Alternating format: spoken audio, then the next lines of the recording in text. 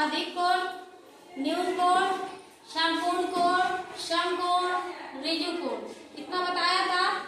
और कुछ कोण रह गए थे तो आज हम देखते हैं, ठीक है। जैसे कि देखिए हमने यहाँ पे लिखा है बृहद कोण। क्या लिखा है? बृहद कोण।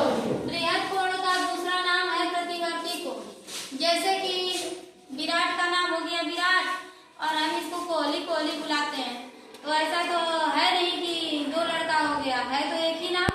वैसे ही या आप बृहद कोण कहिए या आप क्या कहिए प्रतिवर्ती कोण कहिए या आप इसको इंग्लिश में रिफ्लेक्स एंगल बोलिए। क्या बोलेंगे? Reflex angle. तीनों नाम एकदम दिमाग में रहना चाहिए, नहीं तो पता चलेगा कोई पूछ दिया कि बउआ रिफ्लेक्स एंगल क्या होता है, और कोई आपसे पूछ दिया बउआ प्रतिवर्ती कोण क्या होता है, मैडम तो हमके प्रतिवर्ती कोण बताई है, रिफ्लेक्स कोण बताई ही नहीं है।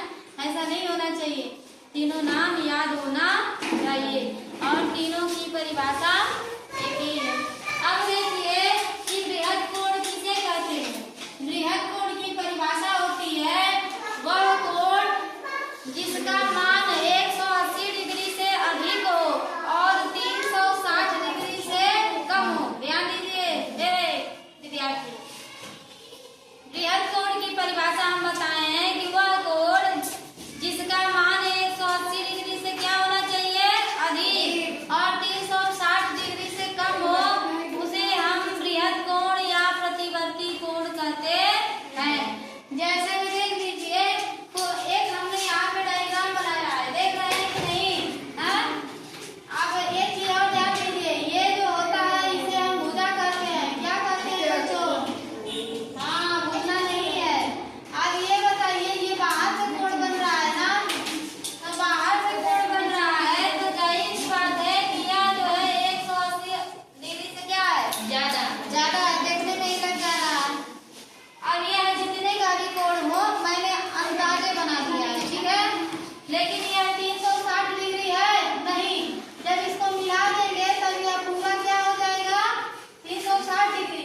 लेकिन हमको 360 डिग्री से क्या होना चाहिए? कम। 180 और 360 के बीच का जो कोण रहेगा वही क्या कहलाएगा? बृहद कोण। तो ये चीज समझ में आया सबको। दूसरी हेडिंग हमने लिखा है पूरक कोण। वेरी वेरी इंपॉर्टेंट है पूरक कोण और संपूरक कोण। हमेशा यह जो है कि परीक्षा में पूछा जाता है, किसी भी कंपटीशन का आप एग्जाम देंगे या स्कॉलरशिप वाला फॉर्म भरेंगे जब कक्षा 8वीं में जाएंगे तो यहाँ से भी प्रश्न वहाँ पर पूछता है।